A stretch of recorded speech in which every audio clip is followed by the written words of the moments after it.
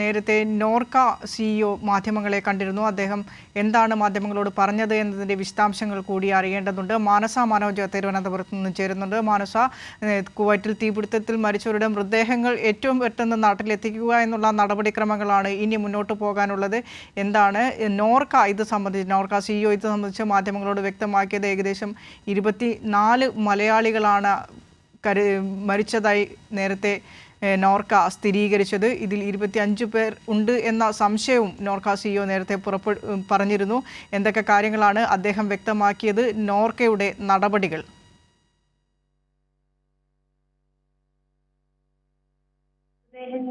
അവരവരുടെ നാട്ടിലേക്ക് എത്തിക്കാനുള്ള എല്ലാവിധ ശ്രമങ്ങളും അവസാന ഘട്ടത്തിൽ എത്തിയിരിക്കുന്നു എന്ന് തന്നെയാണ്. എല്ലാ നടപടിക്രമങ്ങളും പുരോഗമിക്കുകയാണ് എന്ന് തന്നെയാണ് നോർക്കയുടെ സിഇഒ അജിത്ത് മാധ്യമങ്ങളോട് വ്യക്തമാക്കിയത്.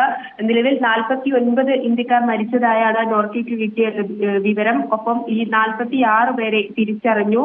അതിൽ 3 പേര്, ബാക്കി 3 പേരിൽ 2 പേര് കേരളത്തിൽ നിന്നുള്ളവരാണോ എന്നത് സംശയമുണ്ട് എന്നും പ്രകടിപ്പിച്ചു.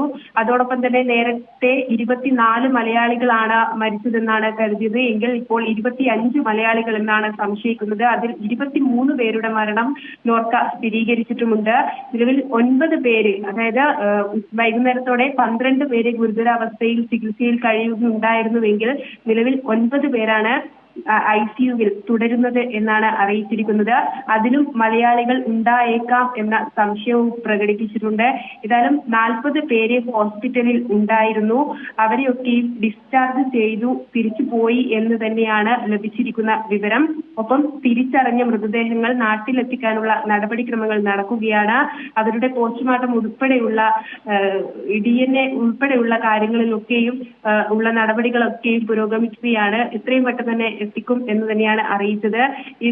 ഇവരുടെ മൃതദേഹങ്ങൾ എത്തിക്കാനുള്ള വിമാനത്തിന്റെ കാര്യത്തിൽ ഏത് വിമാനമാണ്, അതോടൊപ്പം തന്നെ വിമാനത്തിന്റെ സമയം, സ്ഥലം സംബന്ധിച്ച വിവരങ്ങളൊന്നും ഇതുവരെയും നോർക്ക പുറത്തുവിട്ടിട്ടില്ല. എങ്കിൽ കൂടിയും കുവൈറ്റ് എയർവേയുടെ ചാർട്ടേഡ് വിമാനമായിരിക്കുമെന്നാണ് നോർക്ക വ്യക്തമാക്കുന്നത്. ഒപ്പം തന്നെ ഏത് വിമാനത്താവളമാണെന്ന് സ്ഥിരീകരിക്കാത്തതിനാൽ തന്നെ കേരളത്തിൽ ആണ് വിമാനം ലാൻഡ് ചെയ്യുന്നതെങ്കിൽ അത് കൊച്ചി വിമാനത്താവളത്തിലേക്കായിരിക്കും എത്തിക്കുക എന്ന അറിയിപ്പാണ് നൽകിയത്. ഒപ്പം അതിനുള്ള ഈ മൃതദേഹങ്ങളൊക്കെയും വീട്ടിലേക്ക് എത്തിക്കാനുള്ള ആംബുലൻസുകൾ ഒക്കെയും സജ്ജമാണ്. നിലവിൽ 25 ആംബുലൻസുകളും എയർപോർട്ടിൽ സജ്ജമാണ് എന്നും നോർക്കയുടെ ഭാഗത്തു നിന്നും വ്യക്തമാക്കിയിട്ടുണ്ട്. ഒപ്പം തന്നെ ഈ ജില്ല തിരിച്ചുള്ള കണക്ക് ഇതുവരെയും ലഭിച്ചിട്ടില്ല. നേരത്തെ തിരുവനന്തപുരം സ്വദേശിയെയും സ്ഥിരീകരിക്കുന്ന ഒരു സാഹചര്യം ഉണ്ടായിരുന്നു. ഒപ്പം തന്നെ എംബസിയിൽ നിന്നും കൃത്യമായ വിവരം ലഭിച്ചിട്ടില്ല ഇതുവരെയും. കമ്പനിയുമായി ഇതുവരെ നോർക്ക ബന്ധപ്പെട്ടിട്ടില്ല എന്ന് തന്നെയാണ് അറിയാൻ സാധിക്കുന്നത്. എങ്കിൽ കൂടിയും നിലവിൽ മൃതദേഹങ്ങൾ എത്രയും പെട്ടെന്ന് നാട്ടിലേക്ക് എത്തിക്കാനുള്ള, അവരവരുടെ വീട്ടിലേക്ക് എത്തിക്കാനുള്ള എല്ലാ നടപടിക്രമങ്ങളും നടത്തിയിരിക്കുകയാണ്.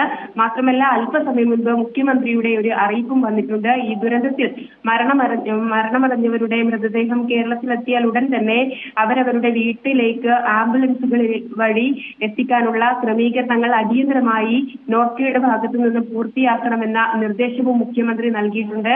ഏതായാലും മന്ത്രി വീണ ജോർജും കുവൈറ്റിലേക്ക് പോവുകയാണ്. എല്ലാവിധ സജ്ജീകരണങ്ങളും പുരോഗമിക്കുകയാണ്. വിനീഷ. ശരി മാനസ.